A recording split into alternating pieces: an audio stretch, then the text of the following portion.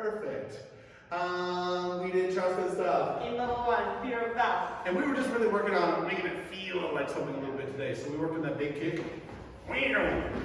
We're trying to be like back and forward and actually catch each other, work a little bit, twisting our bodies. And on the skip up, we wanted that open, close, open, bam! Really make it feel like something.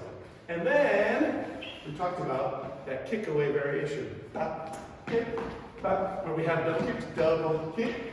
Now go for it. Bam! Kick step. Ha, ha, ha. Bam! Kick step. Ha, ha. And take the same amount of time as this kick. 1, 2, ha.